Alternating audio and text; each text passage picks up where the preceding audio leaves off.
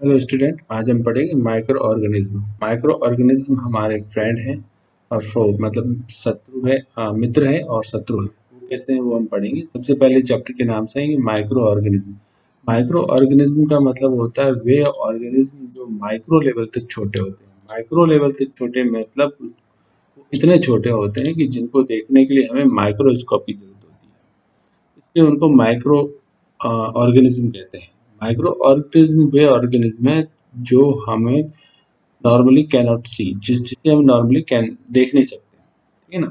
वो हमारे चारों ओर होते हैं, एयर में, वाटर में, एनी एनीथिंग एनी प्लेस पाए जाते हैं। सबसे पहले तो हम माइक्रो ऑर्गेनिज्म से क्या से परिचित हैं, तो एक एग्जांपल है। For example, during rainy season के अंदर मॉइस्ट ब्रेड गेट स्पॉइल्स। तो तुमने देखा होगा कि जो नमी, जो ब्रेड है, वो जल्दी खराब हो जाती है, गेट स्पॉइल्ड हो जाती है, और उसकी जो सरफेस है वो surface get covered with greyish white patches. और जो ब्रेड की सरफेस है वो ग्रेइश वाइट पैचेस इसके ऊपर पड़ जाते हैं। तो वो पैचेस को तुमने देखे होगा, जब ब्रेड वो खराब हो गई है तो उसको मैग्नीफाइंग ग्लास से जब हम देखते हैं तो हम क्या देखते हैं कि उसके ऊपर टाइनी ब्लैक राउंडेड स्ट्रक्चर्स पाए जाते हैं। तो ये ब्लैक राउंडेड स्ट्रक्चर्स क्या है, वो एग्जांपल है माइक्रो ऑर्गेनिज्म का, है ना। आगे हम पढ़ेंगे माइक्रो ऑर्गेनिज्म क्या होता है। तो माइक्रो ऑर्गेनिज्म किसे कहते हैं। सबसे पहले तो इस एक्टिविटी को देखते हैं कि एक्टिविटी में क्या है। इस एक्टिविटी में कलेक्ट करनी है सम मॉइस्ट सॉइल को कलेक्ट करके उसको बीकर में फिल करनी है और ऐड वाटर टू, उसमें पानी मिलाना है, ठीक है। अब after the soil particles have settle down, observe a drop of water. Drop of water को ऑब्जर्व करना है माइक्रोस्कोप, ठीक है ना। Second, take a few drop of water from a pond, फिर उसको ग्लास साइड स्लाइड के ऊपर स्प्रेड करना है और उसको भी माइक्रोस्कोप में देखना है। तो हम क्या देखेंगे, we observe that water and soil are full of tiny organism. Water और सोयल में फुल बहुत सारे छोटे छोटे टाइनी ऑर्गेनिज्म होते हैं, ठीक है ना, छोटे छोटे ऑर्गेनिज्म। बट उसमें से through not all of them fall into category of microbes, सभी के सभी माइक्रोब्स में नहीं आते। These microorganisms or microbes are so small in size that cannot be seen with unaided eyes. So these micro organism वो है जो size में बहुत छोटे हैं, स्मॉल है, और जिन्हें हम देख नहीं सकते खुली आंखों से।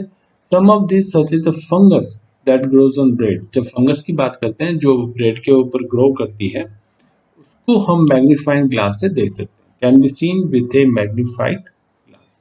Other can not be seen without the help of microscope. Microscopes की हेल्प के बिना हम उसे नहीं देख पाते। That is why there is called micro organism और माइक्रोब्स। इसलिए इसको क्या कहते हैं, माइक्रो ऑर्गेनिज्म और माइक्रोब्स। माइक्रो ऑर्गेनिज्म को क्लासिफाई किया गया है 4 ग्रुप्स में, और ये 4 ग्रुप्स क्या हैं, bacteria, fungi, protozoa and algae. Bacteria, fungi, protozoa and algae, ठीक है ना। एक और उस है जिसका नाम है virus. Virus is also microscopic but it's different from other micro organism. दूसरे माइक्रो ऑर्गेनिज्म से ये डिफरेंट है, यानी bacteria, fungi, protozoa and algae से डिफरेंट है। Bacteria, fungi, protozoa and algae क्या है कि फ्रीली वो रिप्रोड्यूस कर पाते हैं और फ्रीली एनवायरमेंट में रहते हैं। Virus can not live freely in environment. उसको क्या चाहिए, उसको होस्ट ऑर्गेनिज्म चाहिए। वो रिप्रोड्यूस करते हैं only inside the cell of host organism. Host organism के सेल के अंदर वो रिप्रोड्यूस करते हैं। Then what is the host organism. Host organism किसे कहते हैं, तो होस्ट ऑर्गेनिज्म क्या होता है, वो होता है जिसके अंदर वायरस अटैक करता है और वहां वो अपनी संख्या बढ़ाता है।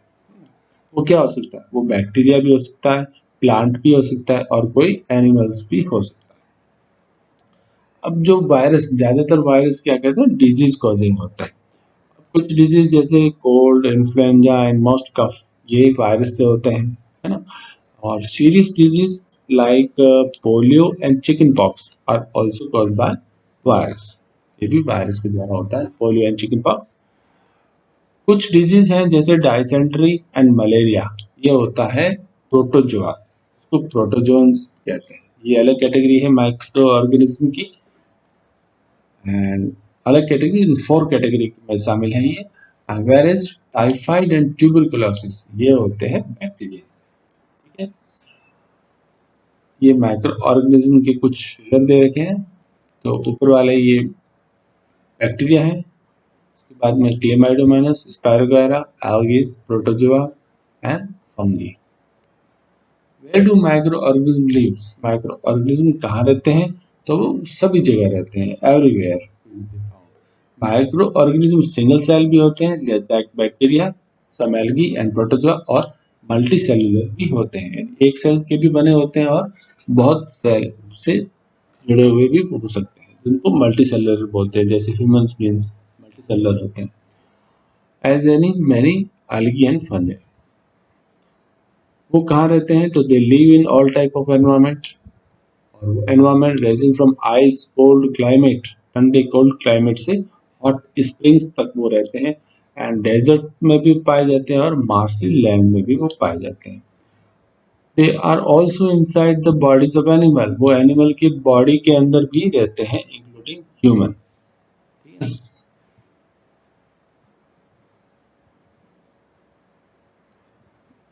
Micro organism grow on other organism while other exist freely, कुछ माइक्रो ऑर्गेनिज्म हैं जो दूसरे जो जीव हैं उनके अंदर ग्रो करते हैं और उसके अलावा बाकी फ्रीली एग्जिस्ट करते हैं। ये वायरस के फिगर हैं, वायरस।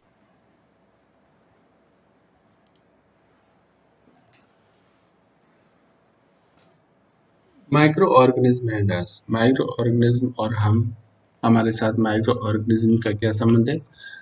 माइक्रो ऑर्गेनिज्म हमारे लिए फ्रेंडली भी हैं और हार्मफुल भी हैं। तो सबसे पहले हम पढ़ेंगे कि माइक्रो ऑर्गेनिज्म हमारे लिए फ्रेंडली कैसे है। Then friendly micro organism, friendly इसलिए है कि वो हमारे लिए बहुत सारे यूजेस में काम आते हैं और बहुत सारे पर्पस में उनका यूज होता है। सबसे कुछ इम्पोर्टेंट यूजेस हैं जैसे preparation of curd, bread and cake. Cake, bread and curd भी माइक्रो ऑर्गेनिज्म से बनते हैं। उसके अलावा ये एनवायरनमेंट को भी क्लीन करते हैं, cleaning of the environment. Environment को क्लीन करने के लिए वो जो ऑर्गेनिक वेस्ट है, वेजिटेबल पील्स हैं, है ना, रिमेन्स ऑफ एनिमल्स हैं, फेसेस हैं, एक्सेट्रा, उनको वो हार्मलेस एंड यूजेबल सब्सटेंस में ब्रोकन डाउन कर देते हैं, है ना। और ये ब्रोकन डाउन प्रोसेस करता है बैक्टीरिया, बैक्टीरिया उसको कन्वर्ट कर देता है। ऑर्गेनिक वेस्ट है, पत्तियां वगैरह हैं, या कुछ एनिमल्स हैं जो डेड हो रहे हैं, डिकेइंग हो रहे हैं, उनको वो बैक्टीरिया कन्वर्ट करके, डिकम्पोजिशन करके उनको स्मॉल पार्टिकल्स में बदल देता है और वो सारे अपने न्यूट्रिएंट्स में कन्वर्ट होकर सोइल में मिक्स हो जाते हैं, ठीक है ना। तो इस प्रकार से भी एनवायरनमेंट क्लीन करने के में भी बैक्टीरिया यूज होते हैं। और अगला यूज ये है बैक्टीरिया का कि वो मेडिसिन को प्रिपरेशन करते हैं। तो मेडिसिन का प्रिपरेशन वो कैसे करते हैं? बैक्टीरिया का को लैब्स के लैब में बहुत सारी मेडिसिन बनाई जाती है, एग्रीकल्चर में उनका यूज होता है। एग्रीकल्चर में उनका यूज ये है, मेन यूज तो ये है कि बैक्टीरिया जो नाइट्रोजन है, एटमॉस्फेरिक नाइट्रोजन है, उसको सोइल में फिक्स करने का काम करते हैं और इससे क्या होता है कि सोइल फर्टिलिटी इंक्रीज होती है। तो नाइट्रोजन है जो मेन न्यूट्रिएंट्स है प्लांट्स का, तो वो बैक्टीरिया प्रोवाइड करवाता है। अगला है कि making of curd and bread, ये हम पढ़ते हैं कि कर्ड एंड ब्रेड कैसे बनाई जाती है। तो कर्ड बनाना वो एक बैक्टीरिया के द्वारा होता है और बैक्टीरिया का नाम है उसका लैक्टोबैसिलस। जैसा कि हम जानते हैं कि कर्ड को थोड़ा सा मिल्क में मिक्स किया जाता है और मिल्क में मिक्स करने के बाद में वो मिल्क पूरा का पूरा कुछ घंटों के बाद में वो कर्ड में कन्वर्ट हो जाता है। तो वो कर्ड में कन्वर्ट होने का काम कौन करवाता है? इसमें लैक्टोबैसिलस बैक्टीरिया। लैक्टोबैसिलस बैक्टीरिया है वो क्या करता है, वो मिल्क के अंदर मल्टीप्लाई होता है, मल्टीप्लाई होकर मिल्क को पूरी तरीके से कर्ड में कन्वर्ट कर देता है। इसके अलावा बैक्टीरिया का यूज होता है चीज बनाने में, पिकल्स में बनाने में और बहुत सारे फूड आइटम्स बनाने में भी बैक्टीरिया का यूज होता है, ठीक है ना। आगे हम देखते हैं कि ब्रेड कैसे बनती है। तो ब्रेड कैसे बनती है उससे पहले हम समझ लें, एक एक्टिविटी है जिसमें यीस्ट पाउडर कैसे वर्क करता है ये बताएं। यीस्ट यीस्ट एक माइक्रो ऑर्गेनिज्म है और यीस्ट डालने से वो किस प्रकार से ब्रेड बनती है तो उसका प्रोसेस है। और इसमें क्या करना है, हाफ के जी फ्लोर आटा लेना है और उसमें शुगर मिल्क करके मिक्स करना है, गर्म पानी डालना है। उसके बाद में उसमें कुछ यीस्ट पाउडर डालना है। तो हम कुछ देर बाद देखेंगे, उसको हम ऐसे पड़ा रखेंगे कुछ 2 घंटे के लिए।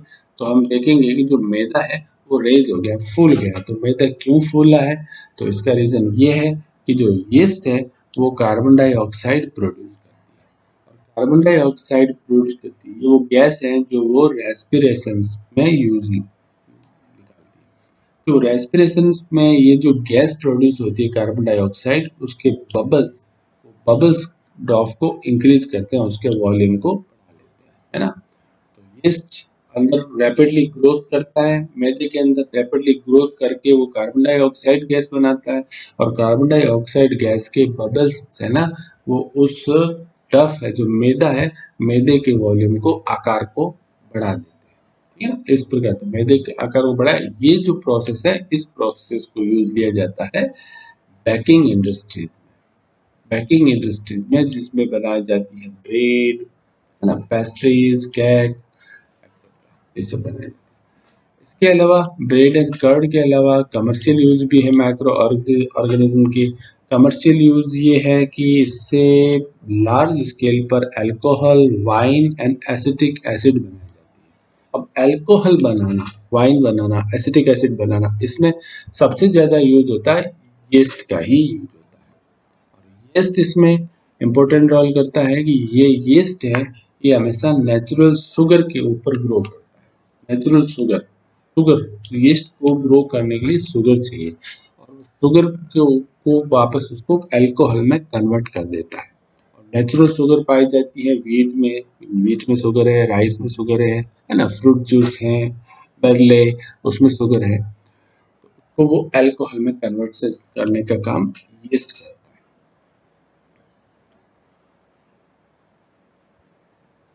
यीस्ट कैसे ये कार्य करता है तो उसको समझने के लिए आप एक एक्टिविटी कर सकते हो कि 5 ml बीकर लेकर उसको 3.5 वाटर से भर दो और उसमें शुगर 2 स्पून शुगर मिलाओ और मिलाकर उसमें यीस्ट पाउडर मिला दो।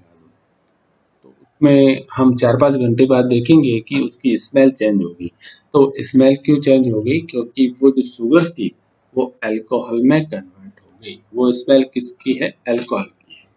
और sugar has been converted into alcohol, alcohol में कन्वर्ट। और जो ये प्रोसेस है जिसके अंदर शुगर कन्वर्सन कर दिया जाता है अल्कोहल में, उसको कहते हैं फर्मेंटेशन। तो फर्मेंटेशन क्या है इसको समझना। फर्मेंटेशन वो है जिसमें यीस्ट पाउडर शुगर को अल्कोहल में कन्वर्ट कर देती है। This process of conversion of sugar into alcohol is known as fermentation. और फर्मेंटेशन की जो डिस्कवर है वो लुइस पास्चर ने किया था 1857 में। इसके अलावा माइक्रो ऑर्गेनिज्म के मेडिकल यूज भी हैं, मेडिसिन बनाई जाती है, कुछ एंटीबायोटिक्स, टैबलेट्स, कैप्सूल, इंजेक्शंस ये बनाए जाते हैं।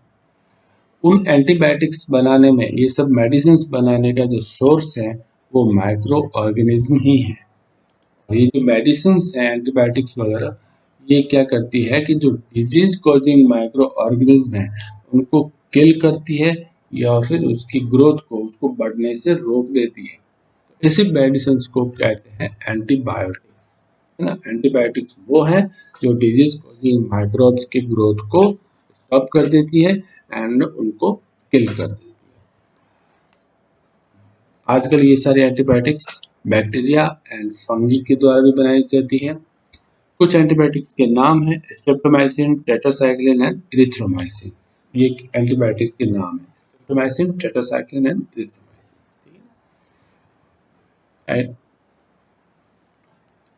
आगे हम पढ़ते हैं। एंटीबायोटिक्स की जब बात आती है तो एंटीबायोटिक्स को कैसे लेना चाहिए और कैसे नहीं, ये भी हमें ध्यान रखना चाहिए।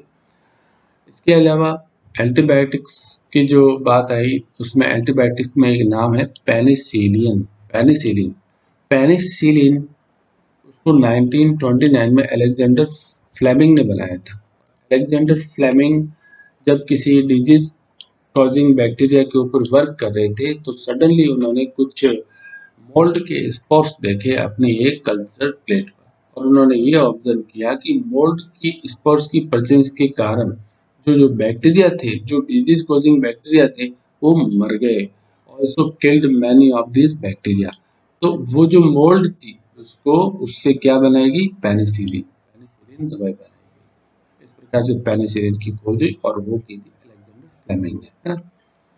इसके अलावा हम ये देखते हैं कि ये इम्पोर्टेंट है कि एंटीबायोटिक्स को डॉक्टर की एडवाइस पर भी लेना चाहिए। बिना डॉक्टर की एडवाइस के नहीं लो, उससे बहुत नुकसान होता है ना। एंटीबायोटिक्स को लेते हैं तो पूरा कोर्स लेना चाहिए, पूरा कोर्स, है ना। You must complete the course prescribe by the doctor. Antibiotics को लेंगे अगर रॉन्ग डोज में लेंगे तो वो क्या करेगी, वो ड्रग्स हमारे शरीर को नुकसान करेगी, लेस इफेक्टिव होगी हमेशा के लिए। ज़्यादा एंटीबायोटिक्स लेने से जो हमारे शरीर में जो बैक्टीरिया बार बार आते हैं वो बैक्टीरिया उस एंटीबायोटिक रेजिस्टेंस भी हो सकता है और आगे के लिए वो एंटीबायोटिक्स काम नहीं करेगी। अननेसेसरी एंटीबायोटिक्स लेने से हमारी बॉडी में जो बेनिफिशियल बैक्टीरिया है, जो लाभदायक बैक्टीरिया है, वो भी क्या हो जाएंगे, मर जाएंगे। एंटीबायोटिक्स वो लेस इफेक्टिव है वायरस के लिए। वायरस की से जो बीमारियां होती है, जो डिजीजेज होते हैं, उनके लिए एंटीबायोटिक्स ज़्यादा यूजफुल नहीं होती है। तो वायरस के लिए यूजफुल है वैक्सीन, वायरस के लिए वैक्सीन बनाई जाती है। वैक्सीन क्या है ये ध्यान में रखिए। एंटीबायोटिक्स और वैक्सीन में क्या फ़र्क है, तो एंटीबायोटिक्स का को तो माइक्रो ऑर्गेनिज्म से बनाया जाता है और वो डिजीज कॉजिंग बैक्टीरिया को किल करता है और उनकी ग्रोथ को स्टॉप करता है। और जब हम बात करते हैं वैक्सीन की, तो वैक्सीन एक प्रकार से एक थ्योरी के ऊपर डिपेंड है, और उस थ्योरी ये है कि जब हमारे बॉडी में कोई डिजीज कैरिंग माइक्रोब्स आता है, किसी डिजीज वाला जो माइक्रोब्स आता है, तो हमारी बॉडी खुद ही एंटीबॉडीज बनाती है, खुद ही एंटीबॉडीज बनाती है जो उस माइक्रोब से फाइट करती है, और उस फाइट को हमेशा के लिए वो रिमेम्बर करती है, ध्यान में रखती है, याद रखती है कि हमने कैसे फाइट किया। तो दोबारा जब भी वो माइक्रोब्स एंटर करता है तो वो एंटीबॉडीज उसको किल कर देती है। तो ये एक थ्योरी है, उस थ्योरी के ऊपर वैक्सीन बनाई गई है। तो if dead and weakened microbes are introduce in healthy body, है ना, जब कोई डेड एंड वीकेंड माइक्रोब्स जिसमें इतनी कैपेसिटी नहीं होती है कि वो डिजीज बॉडी को बीमार कर सके, डिजीज भी कर सके, तो वो माइक्रोब जब हेल्दी बॉडी में इंट्रोड्यूस किया जाता है तो बॉडी क्या करती है, उससे फाइट करती है और उस बैक्टीरिया को मार देती है अपने एंटीबॉडीज बना के।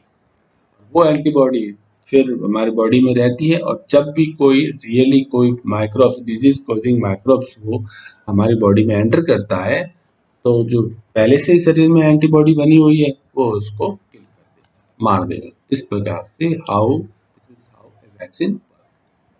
कुछ बीमारियां हैं, कुछ डिजीज हैं जैसे कॉलेरा, ट्यूबरकुलोसिस, स्मॉल पॉक्स और हेपेटाइटिस, ये सब वैक्सीनेशन से प्रिवेंट की गई है। जॉन एडवर्ड जेनर नाम है जिन्होंने सबसे पहले स्मॉल पॉक्स की वैक्सीन बनाई थी 1790 में। बचपन में तुमने देखा ही होगा, चाइल्डहुड में तुम्हें इंजेक्शंस लगाए गए थे और इंजेक्शन से तुम प्रोटेक्ट हुए डिजीज से, जैसे स्मॉल पॉक्स के, चिकन पॉक्स, है ना, इन सब के इंजेक्शंस लगाए जाते हैं। और पोलियो के लिए किया था, पोलियो ड्रॉप्स दी जाती है। पोलियो के लिए पल्स पोलियो प्रोग्राम चलाया गया है।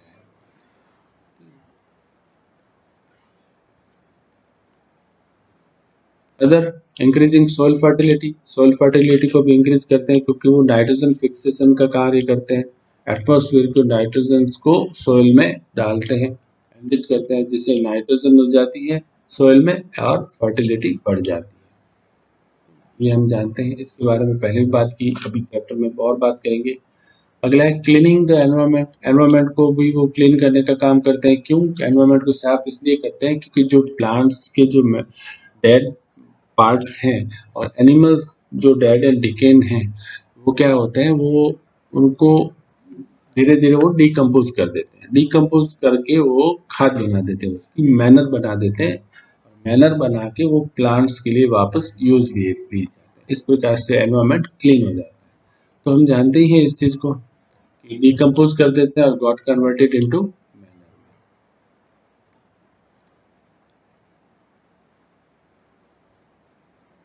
यहाँ पे एक एक्टिविटी है जिसमें दो पॉट लिए हैं, pot A and B. Pot A में तो डाले हैं plant waste and pot B में डाले हैं polythene bag, empty glass bottle and broken plastic. तो इसमें से हम ऑब्जर्वेशन करेंगे कि जो प्लांट वेस्ट था पॉट ए में वो क्या हो गया, decompose. Pot A has be decompose, और पॉट बी वो डिकम्पोज नहीं हुआ और उसको पैनल में कन्वर्ट नहीं किया गया। इसके अलावा हम ये भी देखते हैं कि जो बहुत बड़ी संख्या में जो डेड ऑर्गेनिक मैटर होते हैं वो धीरे धीरे डिसअपियर हो जाते हैं, वो धीरे धीरे गायब हो जाते हैं, जैसे ग्राउंड पे पड़े रहते हैं, है ना। डिकेइंग प्लांट्स एंड एनिमल्स वो धीरे धीरे डिसअपियर हो जाते हैं। वो डिसअपियर होने का ये कारण है जो माइक्रो ऑर्गेनिज्म है वो उनको डिकम्पोज कर देते हैं, डिकम्पोज करके वो मैनर में बदल देते हैं, ठीक है ना, सिंपल सब्सटेंस में कन्वर्ट कर देते हैं, और ये सब्सटेंस वापस से प्लांट्स एंड एनिमल्स के लिए यूज आ जाते हैं। इस प्रकार से एनवायरमेंट क्लीन